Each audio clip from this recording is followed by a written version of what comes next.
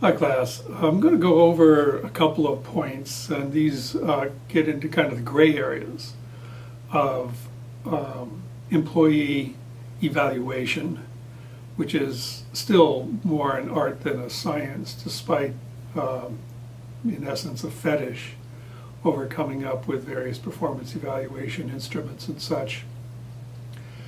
Here in Texas especially, you will find that public employees are employed at will.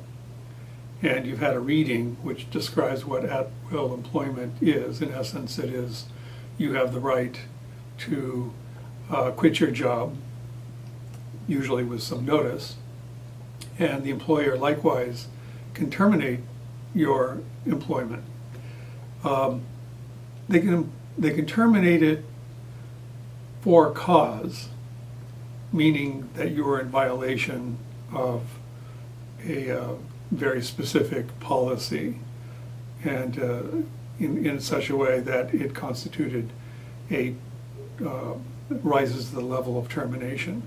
And that could be things like failing a drug test, or getting a DUI if you are in a position where you're driving public vehicles, or it could be something that again involves criminal behavior, stealing, that kind of thing, that would obviously constitute violations of employment policy leading to termination. But you can also be terminated for no cause. In other words, the employer can just say, you're terminated. Now, there's a third option, and this is the one where there is the rub. You cannot be terminated for a bad cause. So very often termination letters will come out, and HR departments will often be as brief and as spare as possible in communicating to an employee that they are hereby terminated. Good luck trying to get a reason for that. Often there aren't. Sometimes it's self-evident, as I said, if you've blatantly broken a rule, that might be cited. But you may receive a termination notice with simply no reference to why. And then you're left there wondering what the heck happened.